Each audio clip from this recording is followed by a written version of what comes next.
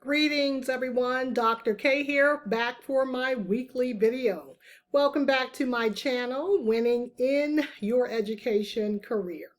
So on this channel, as you know, we talk about all things winning and whatever winning means to you, whether you're new to the teaching game, looking to move up in the teaching game, or looking to leave the teaching game altogether.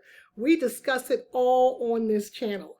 So lately I've been in kind of a role talking about this phenomenon of teachers leaving the profession. I'm just obsessed with why so many teachers are leaving and how we're losing some great talent. So today I'm staying within that vein, but doing things a little different. So today I'm focusing on 3 reasons that I believe teachers are burning out and turning in their resignation letters that's not talked about so much. So if you've seen some of my videos, I've discussed the obvious newsworthy reasons that teachers are quitting. So quick recap, pay, one of my videos, and I will link up here somewhere for you to watch that, where I highlighted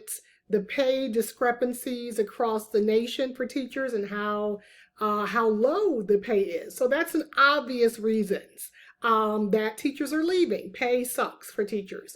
Another obvious reason that teachers are getting fed up and burnt out and turning in their resignation notice is because of classroom management issues. So that's obvious because that's been in the news, right?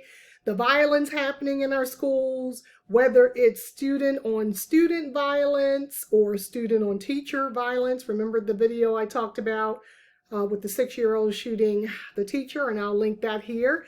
It's ever increasing. It's always in the news. It's always giving teachers who work in a profession pause, and they're deciding, maybe this is a reason for me to leave. This is one of the reasons for me to leave. So that's kind of obvious. The last obvious reason that I'm going to bring up, that I'm kind of recapping, is this idea of workload. And I talked about this also in several of the videos. There's just too much work for too little pay. And it's simple as that. Teachers are expected to be everything to their students. So they have to be teachers in addition to parole officers and counselors, and sometimes they're nurses giving out the medications and all of that. Then they sometimes even have to be mom and dad. That's too much. Teachers went into the teaching profession because they wanted to teach. They wanted to be a teacher. They liked the art of teaching children, not necessarily having to perform all of the other duties that are now put upon them in the classroom. So that's one of the obvious reasons. So pay, classroom violence or classroom management issues, and workload. But as I said today I want to point out 3 reasons I believe that also contribute to teachers burning out and quitting. And the first one is this idea of job creep. This is the #1 reason I think we don't talk about it enough. Now, the term may be new to you, to some of us, but the phenomenon is not. So job creep is defined as pressuring employees to deliver more than their normal requirements of the job. So the employer gradually increases your requirements. You have to do this and this and this and this, but you're not getting any additional pay for that. So it's just expected. This is this phenomenon of job creep. Now, it's always been in education. Even back when I was a teacher, there was, you do a little extra duty here or other duties assigned, right? But I think this idea of other duties assigned and this new term now of job creep, particularly in education, has gotten completely out of control. So what does job creep look like in education? So for us, it's that idea of anything that you as a teacher are being voluntold to do. I hate that term voluntold, but it's so true.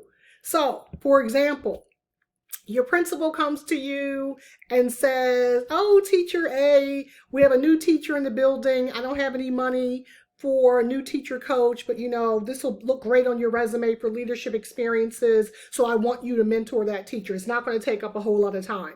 You're voluntold to do that. You're not giving really an option of saying yes or no. It's kind of, this is something you're going to do. So you're now mentoring a new teacher for no additional money, and at many times no additional release time to even meet with that teacher. But that's something that we call job creep, meaning that it's creeping into your normal day that you are now responsible for. Another thing that it looks like in education is all of these committees. The committee work in education, even in higher ed, is out of control. So you were voluntold that I need you to be on this committee. And it's not going to take a whole lot of your time. You'll probably meet maybe once or twice during the school year. And this could be any committee, the data committee, the teacher leadership committee, whatever committee your principal or your AP comes to you and kind of voluntold you to do it, and now you're on this committee. And then lo and behold, this committee that was supposed to be meeting once or twice per year is now meeting every other week. Not only that, though, every other week meetings, you're coming away from those meetings with additional tasks that you now have to do. That is considered job creep because you still have your teaching job. You could also now be mentoring a new teacher, and now you're on this committee and they're like divvying up the work, and you've come away from this committee with 5 or 6 duties to have completed by the next meeting. That's job creep. It's creeping into your normal job. You're still responsible for it. You're not getting any more money, nor are you getting any additional time. Remember, your time is finite. There's only so many hours in a day. When we start talking about job creep, this starts to creep into your life outside of work. Now, the last example I'm going to give you is anytime you have to chair, let's say Spirit Week or Field Week or Parent Teacher Night, like these are huge responsibilities and obligations. And you're voluntold, you're going to go ahead and be the chair this week, or for this particular go round, I want you to chair it. You're voluntold, and you already know chairing, let's say, Field Week or Field Day, even if it's just a day, is a huge deal. So this idea of job creep, I can't stand it. I could go on and on and on and list how these additional, sometimes invisible duties that you don't get any money for or release time creeps into your normal work day. And it's making people get a little salty about it, right? It's leading to a lot of teachers getting fed up, understandably, burnt out, and quitting. And why wouldn't they, right? The teaching job is hard enough without having to creep in additional job duties. So that's number one that's not talked about a lot in the news, or I haven't seen a whole lot, but we know in education that it's happening. Now, the second one that I don't think is talked about a lot is my number 2 reasons. Now, remember, this is just my reason. My number 2 reason I believe teachers are getting fed up, burnt out, and quitting the teaching profession is due to this thing called family life intrusion. And as you know, the majority of the teachers making up the teacher workforce are women, right? And women are responsible for keeping their households together, rearing the children, getting the household chores and stuff done, whether you're married or not. And with the ever rising job duties of your teaching job, it means that your family life starts to suffer. So you have this intrusion, this incursion into your family life that could be negatively impacting your family life. So let's think of something, for example, like your lesson planning. Lesson plans have gotten out of control. I think I've been saying that for this whole video. Everything's out of control.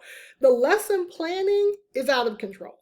So back when I was lesson planning, you may have done maybe 1 or 2 pages for each subject. Well, now it looks like you're doing a book, 3 to 5 pages per subject.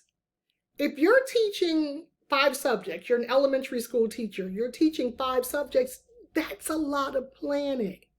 And you have to have this standard and it's a lot going on.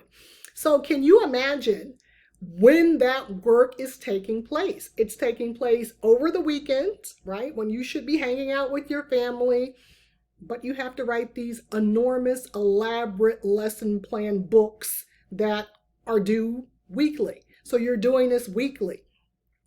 This constant intrusion into your family life is causing, obviously, some teachers to get fed up, burnt out, and quit. Particularly if you have young children to run behind. You cannot be spending, let's say, your whole Saturday or your whole Sunday sitting down with all of your books around you to lesson plan when you have family obligations. So sometimes it's just easier for some of these teachers who feel this family life intrusion to just quit, and it's sad.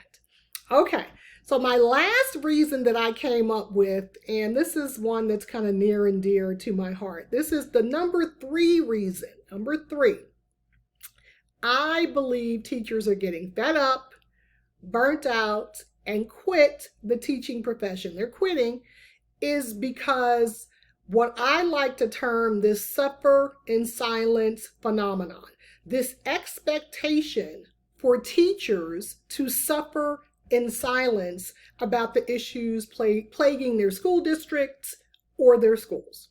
So when teachers complain about things they should be complaining about, right? Classroom management, too much work, unruly parents, aggressive parents, they're looked on by administrators in some of these districts, obviously a lot because this is a new phenomenon, as complainers. You're being labeled as a complainer.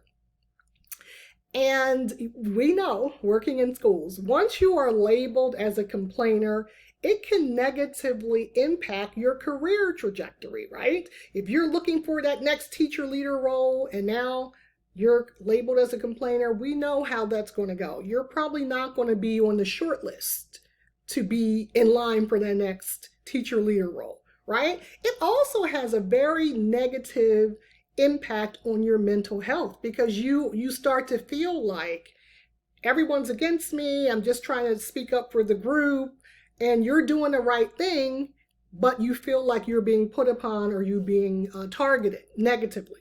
So that could have a very detrimental impact to your mental health. Now here's the thing, I honestly believe this. Sometimes people need to talk and people need to vent, because it's therapeutic, right? And not all venting is bad or complaining. It's not you're being a Debbie Downer. You know, I'm a firm believer we have Debbie Downers among us, right? But this idea of you not being able to say anything that could be construed as negative, as being a Debbie Downer or not a team player, is not a good thing. There are legitimate things that teachers should and may want to bring up. So for teachers working in school districts or schools where this suffer in silence phenomenon is the expected norm, I can see why they are getting fed up, burnt out, and are quitting in droves. Now, sometimes it's just easier to quit and start over, particularly when you don't feel like there's any hope of change in sight. Why stay? Why not just, okay, this is not working for me, I'm leaving. I wonder, I'm just curious, how many teachers we as a profession could have saved from quitting if we just sat down to listen to their concerns. Now, we may not be able to fix everything, but I truly believe listening to people is a big way to let them know that you care about them as people, as individuals. I care about your well-being. I may not be able to fix everything, but I want to hear what you have to say, as opposed to shut up and just do it. So these are my top 3 reasons I think that we don't talk about enough as the education profession of why teachers are quitting. We know about the pay and we know about the violence and we know about the too much work, but I feel like these other areas, job creep, particularly the suffer in silence phenomenon and the family intrusion, these are real things that are impacting our teachers' lives and are contributing to them deciding to stay or leave. And I'm trying to get teachers to stay. Okay, fam, that is it for now. What do you think I missed? What do you think is another reason that is not so common for teachers getting fed up, burnt out, and quitting the profession? Leave your comment in the comment section below. Don't forget to please like this video. I see a lot of people, I get a lot of views and not a lot of likes. Give me some likes, guys, so I can get this video in front of other audiences. Again, I'm trying to grow my channel. And, pass this video around if you think it could help someone. Again, I am trying to get teachers to stay in the profession. We have a lot of work to do, but I think we can do it. So we're going to start right here on this community. All right, guys, that's it for now. I will see you in the next video. Take care.